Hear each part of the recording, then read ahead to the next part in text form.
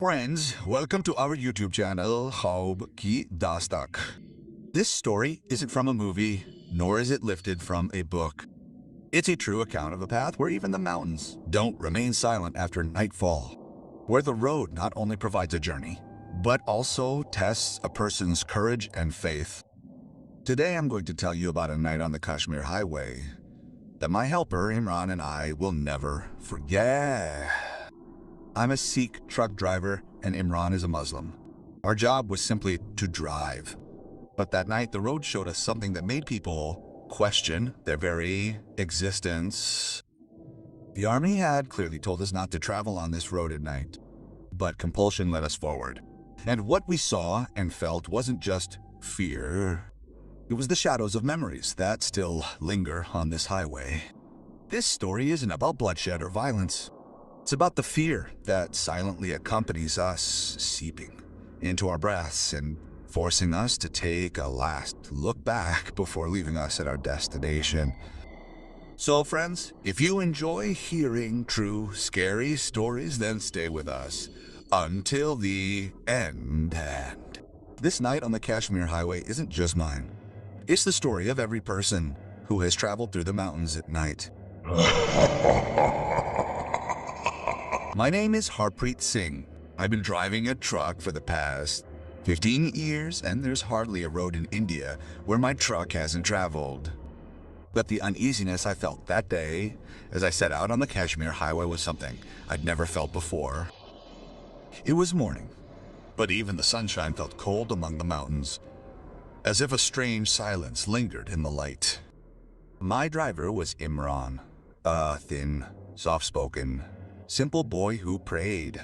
He'd been traveling with me for the past 3 years, and I'd never seen him lie. The truck was loaded with apples and rations. The destination was beyond Srinagar. The road was long and the time was short. As the highway climbed, a mobile phone network disappeared. Imran, looking out the window, said, "Sir, the road seems rather deserted today." I laughed and brushed it off. But the truth was, I was also wondering the same thing. High mountains all around, a deep ravine below, and a narrow road in between. The air smelled of snow and mud. The sound of the truck bouncing off the mountains echoed back as if someone else was traveling with us. As the afternoon progressed, the weather suddenly changed. The clouds descended so low that the road was visible only 10-15 feet ahead. Then an army checkpoint appeared ahead. I slowed the truck. 2 soldiers stood with guns slung over their shoulders. There was a stern look on their faces, but a strange tiredness in their eyes. One soldier took my papers and, without looking further, handed them back, said, "Don't go further today. Spend the night here." I asked, surprised, "Why, sir? The road is open." He looked at Imran. Then, leaning toward me, he said in a low voice, "This road isn't safe at night. The weather is bad, too. It would be better if we stayed here." The fear in his voice was palpable beyond words. Imran looked at me for the first time and said, "Sir, the soldier is right. Let's stop here in the name of Allah. I nodded, but deep inside there was a strange insistence. The goods needed to be delivered. Delay would mean loss. I told the soldier we'd manage. He was silent for a moment. Then he simply said, "If you have to go, stop before the upper tunnel." Darkness descends quickly. As the truck moved forward, the checkpoint was left behind, but the soldier's words echoed in my ears. The road had become even more desolate. No vehicles, no sounds. Just the rumble of the truck and the cool breeze outside. Imran had fallen silent. He wasn't looking out the window. He was just reading something with his lips moving. I asked what happened. He said, "Nothing, sir. I just feel heavy." As evening fell, the shadows of the mountains began to lengthen. Broken stones and old crash guards appeared along the road, as if someone had tried to return from here and failed. Then suddenly something white appeared, crossing the road like a spray in front of the truck. I slammed on the brakes. My heart pounded. Imran had seen it too. He nervously asked, "Sir, you saw it too, didn't you?" I nodded, but when we got down, there was nothing there. No animals, no people, just cold air and silence. I convinced myself at the time that such illusions happen in the mountains. But something inside me snapped. As I got back in the truck, I realized, for the first time, that perhaps we would have been better off listening to that soldier. Night was finally falling, and the true face of the Kashmir Highway was about to be revealed. A face that exists not in books or stories, but only in the memories of those who suffer. Night had completely fallen, and the Kashmir Highway no longer looked the same as it does during the day. The darkness wasn't just before my eyes, it felt as if it had penetrated the truck. The headlights falling on the mountains were refracting as if they didn't want to show the way. I kept my speed low because the slightest mistake would have led to a deep ravine below, from which there would have been no return. Imran was now completely silent. His fingers were curled up on the edge of the seat, and prayers were constantly murmuring on his lips. There was no sound except the hum of the engine. But something in that silence was unsettling. As we drove a little further, the wind suddenly picked up. The truck swayed slightly, sending chills down my spine.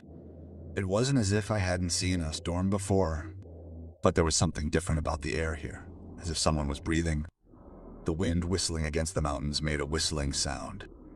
Imran suddenly asked, "Sir, do you also feel like someone's in the back?" I looked in the mirror. The cabin was empty, but my heart refused to believe it. I sternly told him not to talk nonsense. The mind plays tricks in the mountains. But the truth was my head was turning on its own. We rounded a bend and saw an old truck lying broken on the side of the road. The rusty, broken windows looked like they'd been there for years. I slammed on the brakes and slowly pulled over. Imran's voice trembled.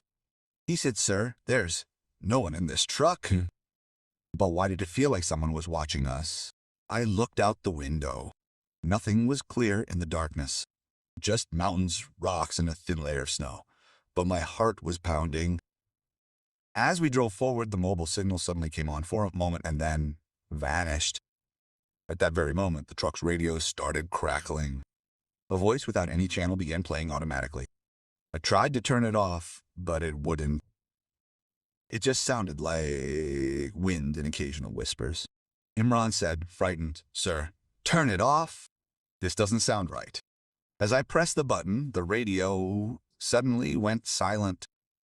In that silence, I felt as if someone had hit the back of the truck. I slammed the brakes, my heart skipping a beat. I got out, and the cold wind slapped me right in the face. Silence reigned all around. The road empty, the truck parked behind. The ravine below was pitch black. Imran got out too. In a trembling voice, he said, "Sir, it's not right. Stop here. Something's wrong." I waved the flashlight around. There was nothing. But the feeling that we weren't alone persisted. We got back in the truck and continued on. The road had become narrower. In the headlights, it sometimes seemed as if a shadow was moving on the road. But as soon as we got closer, it would disappear. Imran swore he saw a woman-like figure on top of the mountain. I told him to keep quiet, but even my own eyes were deceiving me. At every turn, it seemed as if someone was standing in front of us. After a while, we saw a place where the road widened. I stopped the truck there. I thought the army men were right. Let's spend the night there. As soon as I turned off the engine, a strange silence fell over me. So deep that I could clearly hear my heart beat. Imran said, "Sir, I'll pray. Maybe it will give me peace of mind." I nodded. He got down and stood near the truck and began praying. I remained seated in the cabin, but suddenly I felt the truck shake slightly, as if someone was pushing from outside. I looked out the window and Imran was there. His face, engrossed in prayer, was serene. But behind him in the darkness toward the mountains, something stood. A tall, motionless shadow my breath caught. In the blink of an eye, the shadow vanished. I called Imran inside. He was nervous. He said, "Sir, during my prostration, I felt someone very close to us. Allah has put fear in my heart. We must not stay here." Without a moment's delay, I started the truck. My hands were trembling, but my mind was focused on one thing. We must get through this road, no matter what. We continued on, and with every kilometer fear followed. From somewhere in the distance, I heard the sound of dogs howling, but there was no settlement here. The silence of the mountains was becoming overwhelming. Then, in the distance, I saw another army jeep dimly lit by headlights. My heart felt a little relieved. Perhaps things would be all right, but I had no idea the true horror was yet to come. As the headlights of the army jeep became clearly visible, my heartbeat calmed down. It felt as if someone had held my hand in the darkness. I dimmed the truck's lights and slowly drove forward. The jeep was parked on the side of the road, and two soldiers were getting out. The sound of their boots was clearly audible in the cold air. I rolled down the window, and a soldier asked loudly, "Where are you going so late at night?" I simply replied, "We're heading towards Srinagar with our luggage." He glanced at Imran. Then his gaze turned toward the mountains, and his face changed slightly. Without a smile, the soldier said, "We had forbidden you from going ahead at night. This terrain is not safe." I explained my compulsion, and he took a deep breath and said, "If you have to go ahead, don't stop the truck. Just go straight ahead, and if you hear any voices, don't pay attention." Hearing his last line sent a shiver through me. Imran softly said, "Sir, these people are also hiding something." I nodded, but didn't have the courage to ask a question at that moment. As we moved ahead in the jeep, the road suddenly became more desolate. The mountains came closer. It felt as if the road was being squeezed from both sides. In the truck's headlights, sometimes the shadows of stones looked human. Sometimes the shadows of trees seemed to stand with their arms outstretched. Imran began reciting a small passage from the Holy Quran. His voice trembled, but it held a strange strength. I felt as if the air inside the truck had become lighter. A few kilometers ahead, suddenly a thin layer of snow appeared on the road. The truck skidded. I grabbed the steering with all my strength. My heart sank. At that very moment, I felt someone laughing from behind. Very faint, but clearly. I looked in the mirror. There was only darkness behind. Imran had heard the same sound. He said fearfully, "Sir, that wasn't a human voice." We both fell silent. We had no strength left to speak. We just stared ahead. Then, at a turn, we saw someone standing in the middle of the road. The headlights hit us, my heart sank. It wasn't a man, not a woman, just something like a blur, tall, faceless. I slammed on the brakes, but Imran yelled, "Don't stop, sir." The army man had said not to stop. I gritted my teeth and pressed the accelerator.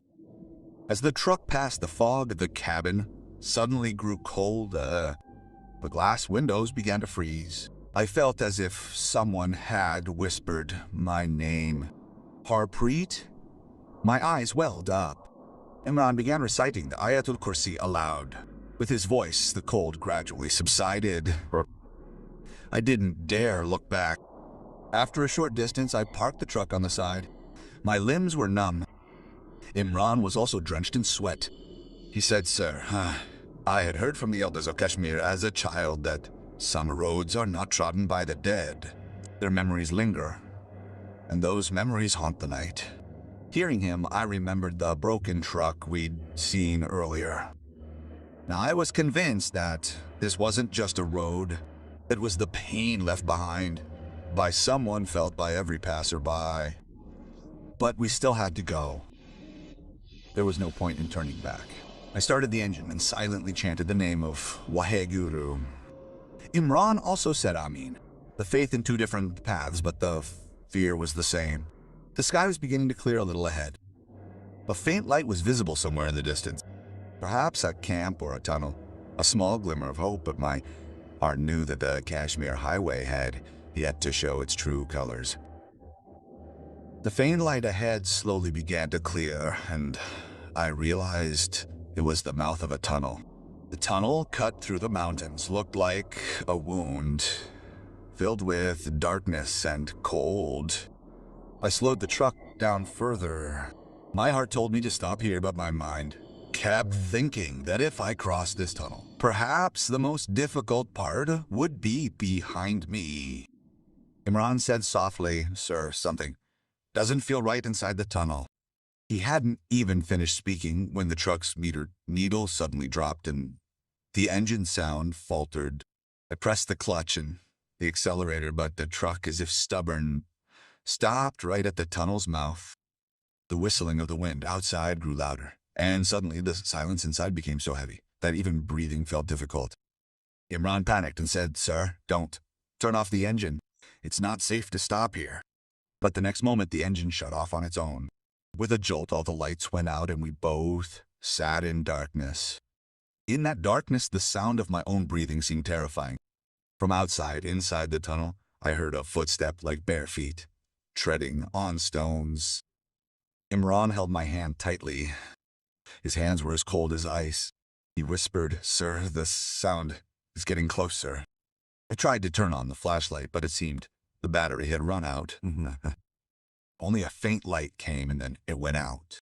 Then from inside the tunnel came the sound of someone crying. Very soft, very broken, as if someone had been crying for years. A pang of pain ran through my chest. The cry was so intense that it evoked both pity and fear. Imran began reciting verses from the Quran loudly. His voice echoed through the tunnel, and with that I felt the crying stop for a moment. I mustered up the courage to open the truck door a little. A strong gust of cold air blew in, and with it a strange putrid smell, a mixture of wet mud and burnt oil. As I peered outside, I saw handprints etched onto the tunnel walls, as if someone had tried to get out. My eyes widened. These marks weren't new, but they hadn't completely disappeared either. Just then, someone from behind lightly tapped the truck's axle. My heart pounded so hard it felt like it would burst.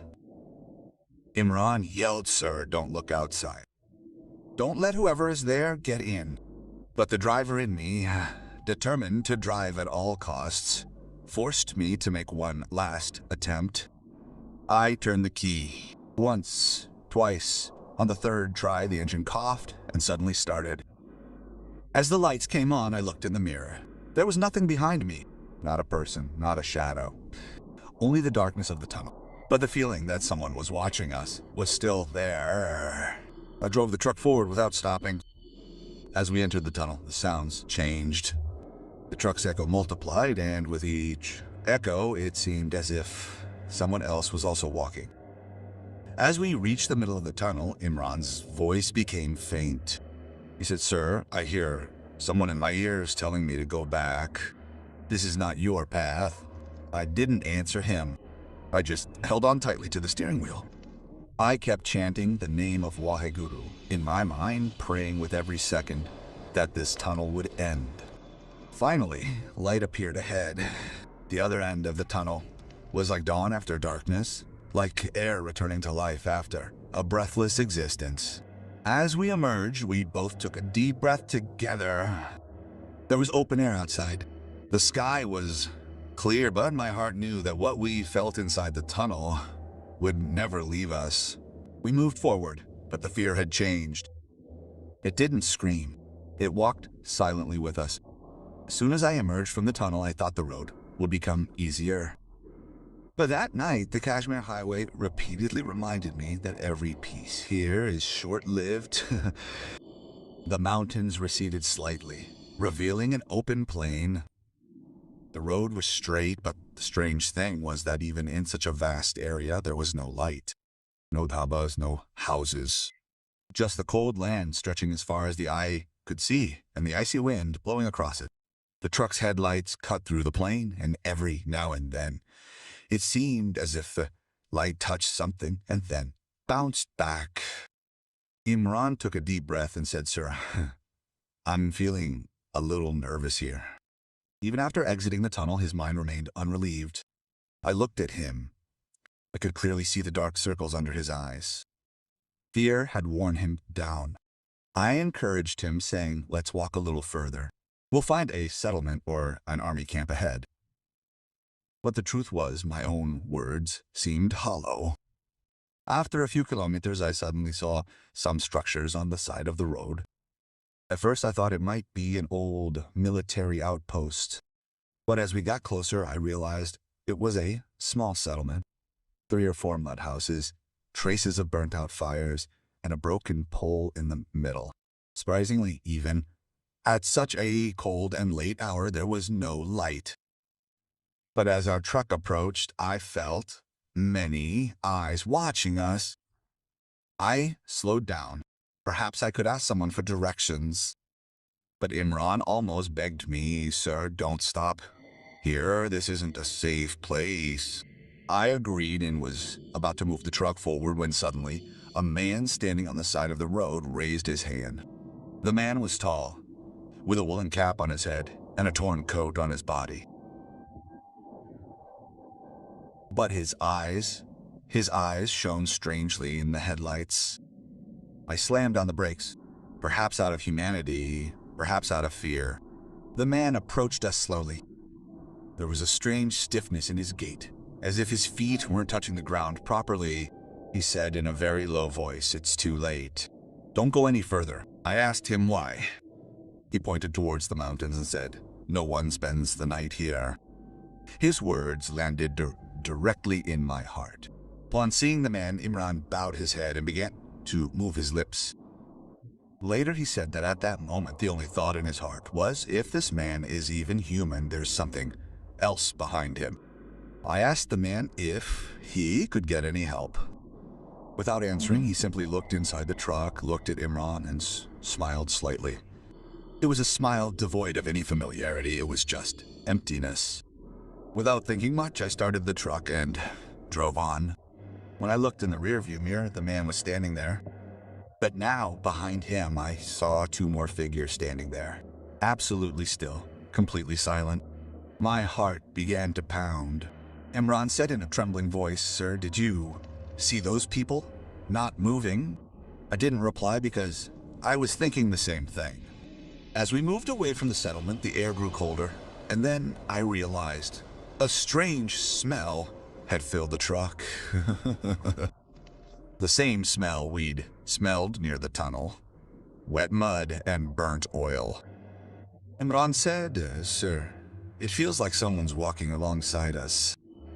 But not outside. Inside the truck, I clenched my teeth and gripped the steering wheel tighter. I couldn't bear to look back. After a while, I saw a board with an army symbol in the distance. A little relief came to my heart. Perhaps there was a checkpoint ahead. But at that very moment, a loud noise came from behind the truck, as if someone had struck a stone against a metal object. The truck shook. Imran screamed. I didn't apply the brakes. I just drove the truck forward with all my might, because now I clearly understood that on the Kashmir highway, it's not important to know the answers to some questions. All that matters is getting out of there alive. As soon as the board with the army symbol came into clear view, a little life returned to me. It felt as if someone had lit a match in the dark. The truck speed automatically slowed down. Perhaps it was fatigue. Perhaps it was the hope that they would finally reach humanity. Imran sighed and said, "Sir, it seems God has shown mercy." But he hadn't even finished speaking when the truck's wheels hit the dirt road and the entire cabin shook with a jolt. Ahead was an army camp surrounded by wires, yellow lights, sandbags, and soldiers holding guns. I stopped the truck. A soldier approached. His eyes were wide with wonder, but his face held the same tiredness, the same weight we'd seen at the checkpoint before. He asked, "How did you get here so late at night?" I simply said, "The truck broke down on the way. We got stuck in a tunnel." I wanted to recount everything I'd seen in one breath, but the words stuck in my throat. There are some things you can't even say to those in uniform.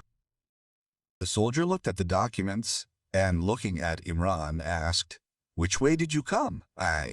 When I mentioned that open field and the settlement, his face hardened.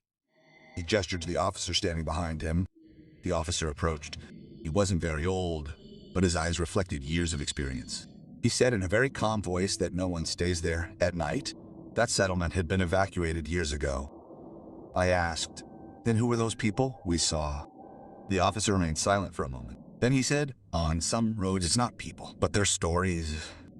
Imran spoke openly for the first time. "Sir, there we heard voices from inside, as if someone was walking inside the truck." The officer nodded and said, "That's why we ask you to stay overnight. Accidents happen in the mountains. People die. and some die and still stay here. His words weren't meant to scare us, but rather they were a tired truth, as if he had seen and heard it all many times. The officer asked us to park the truck near the camp. The soldiers offered us tea. The hot tea in our hands for the first time made us feel that we were still alive. But the peace wasn't complete. Every sound made our hearts jolt. Imran said softly, "Sir, I won't be able to sleep here either."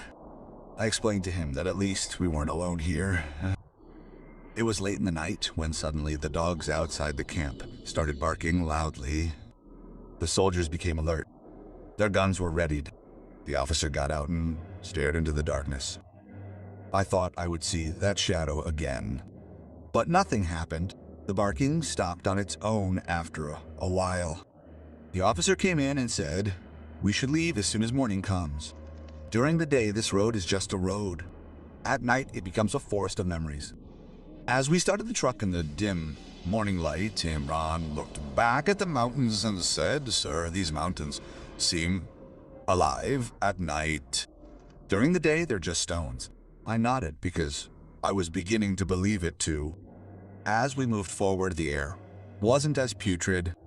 It wasn't as cold. The road was the same, but the feeling had changed.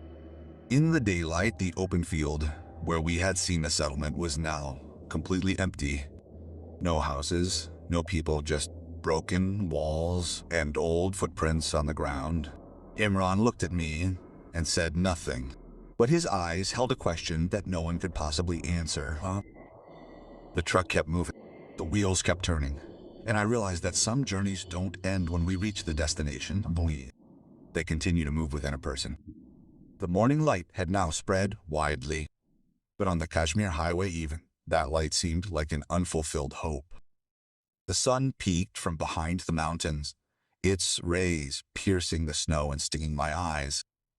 The truck continued to move forward, but my hand still clutched the steering wheel, as if the night would return if I gave up. Imran sat silently. He had finished his morning prayers and was now simply looking outside. There was no fear in his eyes, but there was a deep fatigue, the kind of fatigue that sleep wouldn't dissipate. Just a few kilometers after leaving the army camp, the final mountain curves began. The road narrowed again, and the same deep ravines lay below. The only difference was that now everything was visible. Yet my heart was just as nervous, because what I had felt at night refused to leave even in the daylight. Imran suddenly said, "Sir, do you also feel the truck slowing to a halt?" I paid attention, and indeed, even after pressing the accelerator, the truck lacked its life. I parked the truck on the side, got out, and looked around. Everything seemed normal. But when I went to the back of the truck, my breath stopped. There were clear footprints on the dirt, as if someone had climbed onto the truck at night and then alighted. The marks weren't small, just like human feet. Imran climbed off too. He saw the marks and simply said, "Sir, now I'm sure what we were feeling wasn't a ghost." I quickly started the truck. I didn't have the courage to stop. As we drove a little further, the same strange feeling returned, as if someone was sitting very close. But this time the fear wasn't as intense, but heavier, like a weight on my chest. Imran said in a low voice, "Sir, I have only one thought in my heart. Many people must have breathed their last on this road, and perhaps those breaths are still here." At a turn, I suddenly saw another army unit ahead of the truck. The soldiers were standing on the side of the road, inspecting a vehicle. I stopped the truck and a soldier came up and said, "The road ahead is clear. Just drive carefully." I mustered up the courage to ask, "What happens on this road at night?" The soldier looked at me, then at Imran, and said, "Brother, the mountains reveal their true colors to those who insist on going at night. Everything seems normal during the day. That's why they always tell us to leave in the morning." Hearing this, I felt as if someone had spoken my heart's words. The truck moved forward again. The mountains were slowly receding. The chill in the air was subsiding, and signs of settlement were visible in the distance. Imran gave me a slight smile for the first time and said, "Sir, it seems our destination isn't far." I nodded, but that night still lingered in my heart. After a while, the road widened. The trees thinned, and the valley stretched ahead. Below, I saw small houses, fields, and billowing smoke. Signs of life. I felt as if we had come here from another world. The truck speed automatically returned to normal. My body relaxed slightly, but my mind remained alert. I took one last look in the mirror at the mountains behind. They seemed serene in the morning light, as if they hadn't done anything during the night. Imran said softly, "Sir, some places aren't human-friendly. They're just paths, and we should be thankful we were allowed to pass." As the valley became clearer, the cold inside me slowly melted. The truck was now moving on a flat road, and the mountains were receding. But the strange thing was that my mind was still stuck there.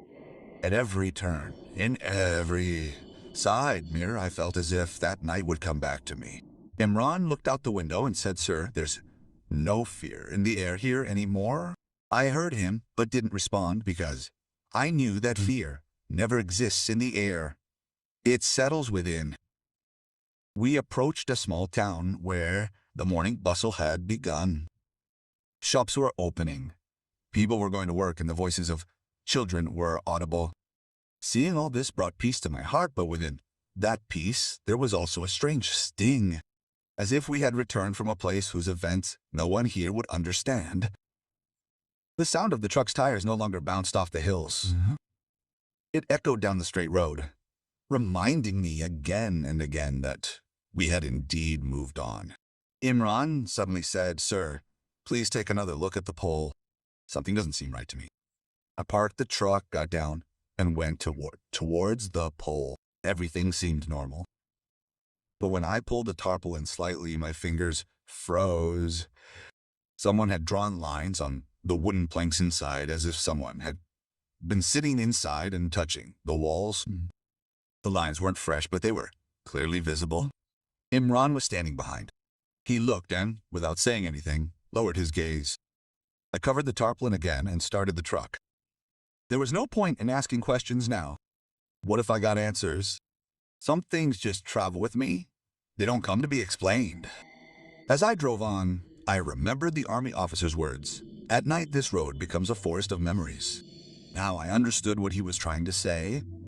Some memories don't go with people. They remain in the path. A short distance ahead, there was a bridge. Cold water flowed swiftly below. I slowed the truck. As we reached the middle of the bridge, Imran suddenly said, "Sir, listen." I felt like someone greeted me from behind. His words sent shivers down my spine. I listened carefully, and there was nothing but the sound of the wind. But at that moment, I felt a strange sense of peace, as if someone had given us permission to go. As soon as we crossed the bridge, my mobile phone suddenly regained its network. The phone screen lit up, and messages started coming in. The world had returned to normal. Imran thanked Allah, and I silently chanted the name of Waheguru. Prayers for two different paths, but thankfully the same. The destination was now very near, and for the first time I thought that perhaps the feeling would be left behind. But then, for the last time, I saw something in the side mirror. Very faint, very blurry, as if someone was raising a hand towards the mountains. I momentarily considered pressing the brakes. Then I didn't, because some rituals are complete without stopping. Imran looked at me and simply said, "Sir, don't look ahead." The truck continued moving. The town was left behind. The road opened up, and I realized that reaching our destination was now just a matter of distance. Fear was no longer accompanying us. It had been left behind, in those mountains, on those paths, where night still reigns supreme. The destination was now written in clear letters. The name was visible on a roadside sign, and instantly, a strange relief swept over my heart. The kind of relief that comes not from fatigue, but from the feeling of escape. The truck was no longer moving intermittently. The sound of the engine was steady, as if it too had realized that the realm of fear was now behind it. Imran took a deep breath and said, "Sir, for the first time in my life, my heart is trembling at the thought of completing the journey." I looked at him. There were tears in his eyes, but peace on his face, the same peace we had been searching for all night. We were descending a final slope. Vehicles were beginning to appear on the road below. There were people, voices, life. But in the midst of that very life, I suddenly began to remember all those images one by one. The broken truck, the handprints on the tunnel walls, the glowing faces of the empty settlement, and the faceless shadow that stood faceless on the road. I realized that these weren't separate incidents. They were all part of a single story. Shadows on the same path. Imran said softly, "Sir, I think those people who remained there didn't come to scare us. They just wanted someone to feel their presence." Hearing this, something inside me broke. Maybe that's why the voices sounded like cries. Maybe that's why those shadows didn't block the way. They were just visible, as if saying, "We're here. Don't forget us." I stopped the truck near a dhaba. For the first time, I ordered tea, without fear. When I took the hot, steaming cup, my fingers felt refreshed. The dhaba owner was talking normally about the weather and the road, as if nothing had happened. I asked him, "Do people travel this route at night?" He shook his head and said, "No, sir, wise people don't venture out at night. The mountains become their own at night." Hearing his words, Imran and I exchanged glances. Without a word, everything made sense. As we finished our tea and got up, Imran looked back and said, "Sir, I can't see anything there anymore." I looked at the side mirror, the road, the mountains, everything was normal. Perhaps the sign that had kept us wandering all night had also disappeared. The truck started again. The destination was just a few kilometers away. On the way, I told Imran not to tell anyone too much about this journey. Not everyone will understand. He nodded and said, "Sir, some things are like prayers. They are kept in the heart, not spoken." Hearing his words, I felt that perhaps this was the last lesson of this journey. The road had now entered the city. Traffic, horns, people, everything was normal. But something inside me had changed forever. Now I knew that not every path is just a distance. Some paths test a person's courage, their faith, and their prayers. And only those who emerge unscathed reach their true destination. As the truck's wheels stopped at the destination and the engine's rumble ceased, a deep silence filled my heart. But this silence wasn't one of fear. It was a mixture of exhaustion and relief. I held onto the steering wheel and sat there for a few moments as if trying to believe that my patience had truly run out. Imran got down first, touched the ground, then his forehead, and softly said, "Alhamdulillah." Hearing his voice, my eyes automatically moistened. I, too, silently thanked Waheguru as I stepped off the truck. There was a general bustle all around. Workers were preparing to unload their belongings. Some were in a hurry. Some were laughing. No one had the slightest idea which route we had taken or what we had left behind. The truck's trunk was open. The luggage was safe and sound. But I felt as if something else had also come down with it. The burden, the fear, the heavy memories of the night before. Imran looked at me and said, "Sir, God not only kept us alive, but also brought us here safely." I nodded because the meaning of the word safety had changed after that one night. After finishing work, we both sat near the truck for a while. The sun had now shone brightly. The cold had subsided. But every time a breeze blew, I remembered those mountains, those tunnels, those shadows. Imran said, "Sir, I feel that path has left us. It won't walk with us anymore." Hearing him, my heart felt completely light for the first time.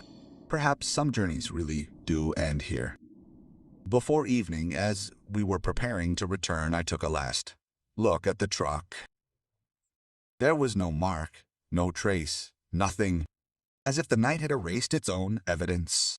Imran said with a slight smile, "Sir, some paths aren't meant only to test, not to become destinations." I took his words to heart. The return path was daytime, the same road, the same mountains. But now, everything felt different. There was no fear. We only had respect for the road that tested us and then let us go. Driving the truck, I thought that perhaps life is like that too. Everyone travels their own Kashmir highway, some with fear, some with prayers. But only those who don't lose faith and patience ultimately reach their destination.